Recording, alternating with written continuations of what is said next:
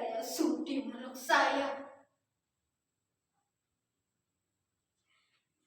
Entah sudah berapa lama saya di sini. Entah sudah berapa lama saya disiksa macam binatang. Saya juga tidak tahu.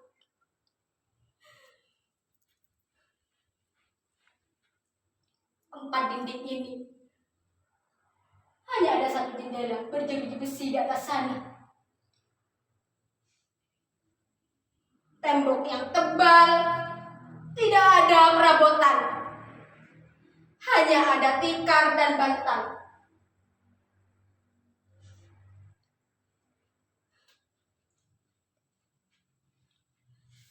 Saya tahu, saya tidak mungkin bisa lolos dari tempat ini jika tidak ada yang mampu menolong saya.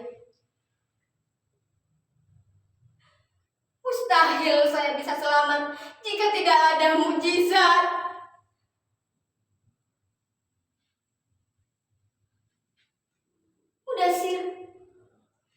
Mudasir, kaukah itu Mudasir? Bagaimana caranya kamu bisa masuk ke ruangan ini? Kenapa Mudasir? Kenapa? Saya Atikah, istrimu. Dulu kamu mengantarku ke Jakarta. Kita berpisah di Bandara Soekarno-Hatta Cengkareng. Kau bercerita di suratmu, setelah mengantarku kamu kembali ke kampung untuk mengurus sawah. Setahun lebih kita berkabar melalui surat. Tapi setelah musibah ini datang, surat-suratmu tidak pernah datang lagi. Mudasir, jangan tinggalkan saya. Apa saya sudah tidak memiliki daya tarik lagi? Kamu mencintai saya apa adanya, bukan? Saya tahu, Mudasir, penyiksaan ini sudah membuat saya tidak cantik dulu lagi. Tapi kamu menikahi saya lahir dan batin, bukan? Saya tahu wajah saya sudah seperti gombal busuk, tidak layak untuk dipandang, bahkan menjijikkan, bukan?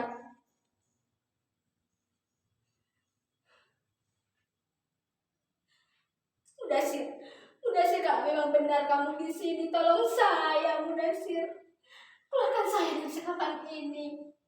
Kita pulang bersama-sama. Apa? Tidak perlu melapor kepada Menteri Tenaga Kerja. Kita ini warga negara Indonesia, Mudasir. Bukan warga negara Filipina. Beruntung mereka tidak seperti kita. Kalau ada uang, diperas habis sampai tulang sumsum. Kalau ada musibah, dibiarkan begitu saja. Pura-pura tidak tahu.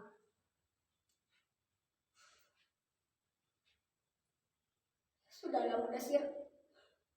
Berbicara tentang penanganan TKW seperti saya semakin membuat dada saya semakin sesak. Ya, karena tidak ada uang penanganan yang banyak untuk masalah para TKW. Lagi pula perlu kemampuan diplomasi yang cukup agar pejabat-pejabat kita dapat dihargai oleh orang asing.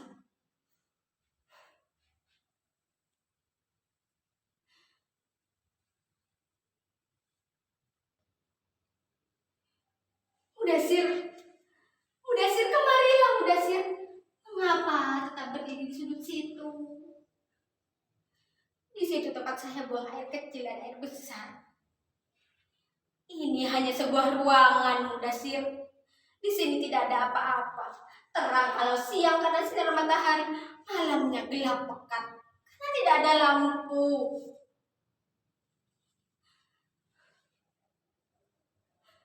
Lihat, Mudasir.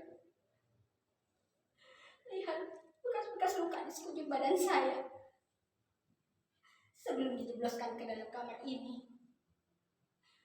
Saya dipukuli, bahkan pipi, dahi, punggung, dada, perut, kaki, paha, semuanya.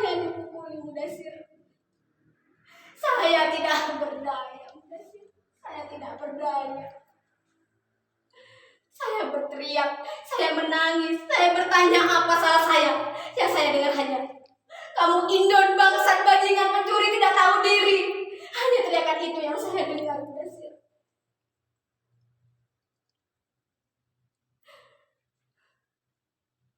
Sudah berapa lama saya di sini?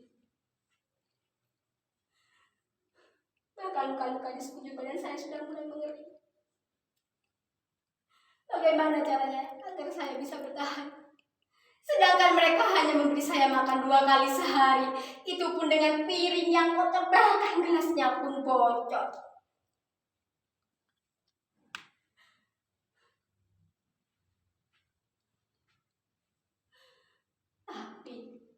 Tapi Bunda Sir, demi Tuhan. Demi Tuhan saya bekerja, Bunda Sir. Kontrak kerja saya selama 5 tahun. Saya bertekad di ujung tahun kelima saya mengumpulkan ringgit yang sangat banyak agar saya bisa membeli beberapa petak sawah di kampung dan kita bisa hidup bahagia di masa depan.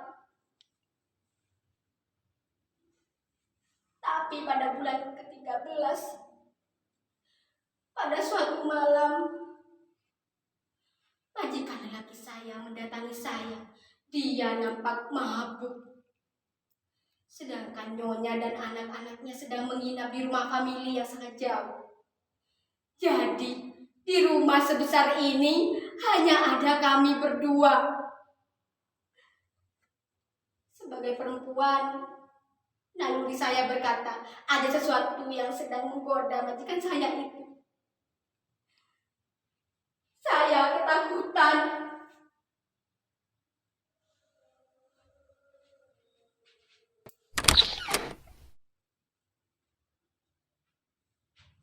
Atika.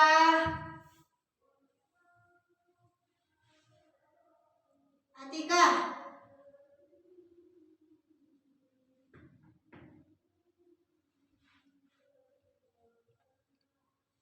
Atika.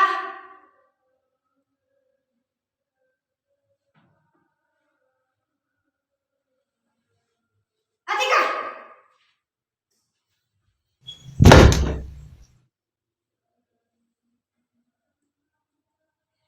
Saya bersyukur kepada Tuhan.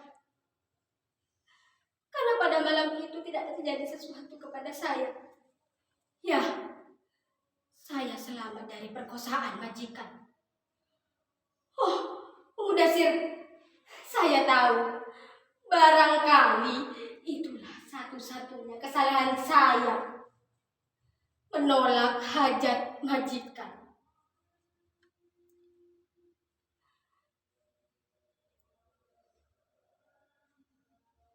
Pada bulan ke-16 itulah nasib saya dipertaruhkan.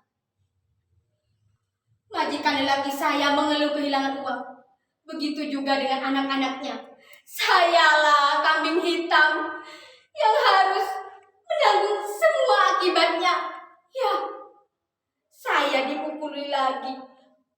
Saya dipukuli bertubi-tubi, bahkan dengan setrikaan panas.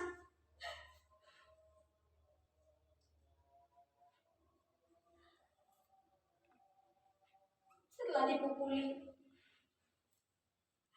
saya diseret, kemudian dimasukkan ke ruangan ini.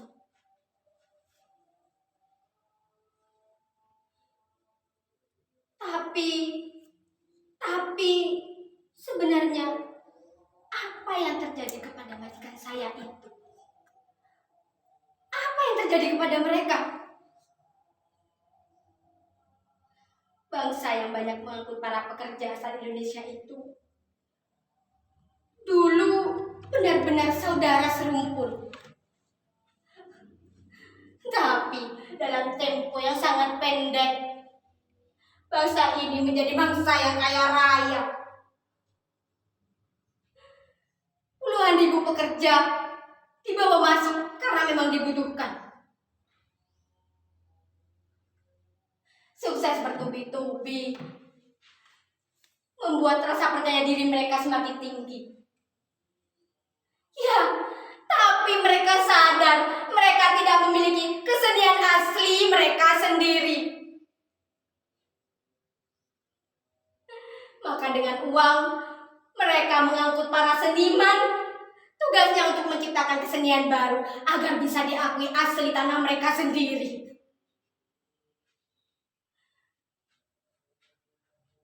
Mereka sudah seperti orang kaya baru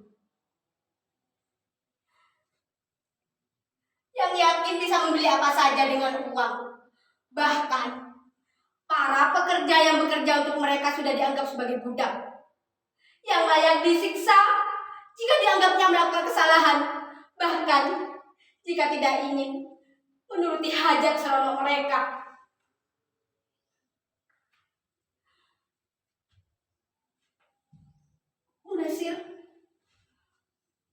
Mudasir, kenapa kamu diam saja?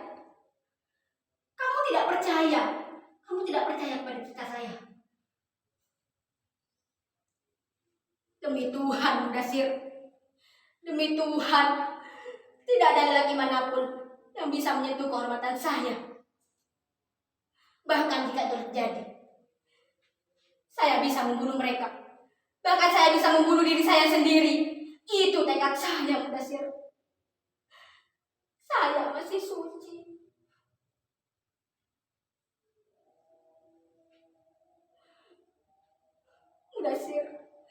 Mudasir jangan pergi. Mudasir jangan pergi, jangan berpaling, Mudasir. Saya butuh kamu, Mudasir. Saya sudah tidak memikirkan apakah kamu hanya hayalan atau kamu memang kenyataan. Saya sudah tidak peduli, Mudasir. Hanya kamu satu-satunya harapan saya. Jangan tinggalkan saya. Jangan pergi, Mudasir, jangan berpaling.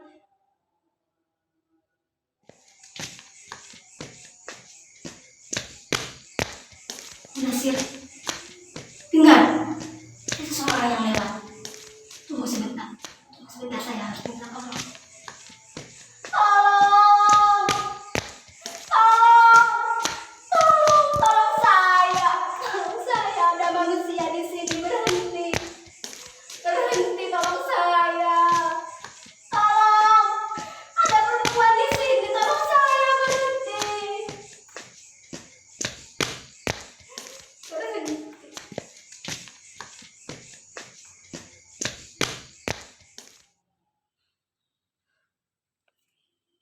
Tidak ada yang sudi menolong saya. Tidak ada yang datang, saya dilupakan. Mudasir, jangan pergi, Mudasir. Jangan pergi, Mudasir. Mudasir, jangan pergi. Kamu juga pergi, Mudasir. Kamu juga pergi. Saya ditinggal sendiri. Bagaimana caranya agar saya bisa bertahan?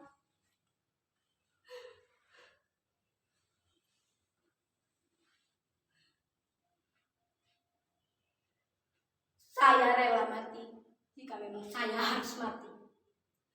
Tapi saya harus menceritakan dulu apa yang sebenarnya terjadi. Saya tidak rela mati tanpa ada orang tahu. Kesalahan saya harus dijelaskan. Penderitaan yang saya alami harus dijelaskan. Saya percaya manusia dilahirkan dengan derajat yang sama. Tidak ada manusia yang bisa menyiksa manusia lain.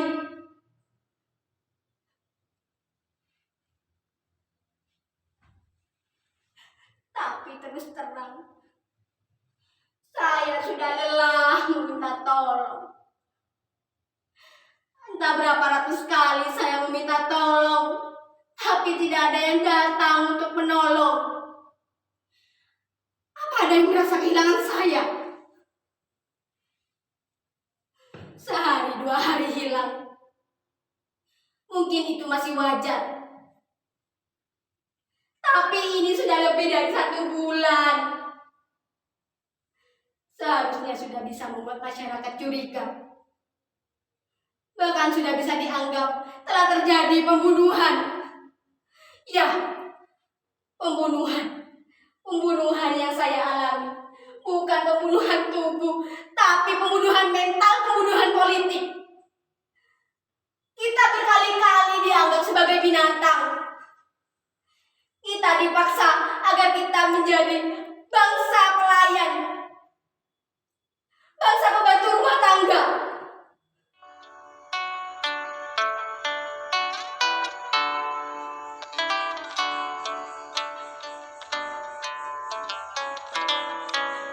Tidak ada lagi kebanggaan. Karena kita lebih miskin, lebih kacau dari negeri jiran. Kita berkali-kali dilecehkan tanpa bisa sanggup membela diri.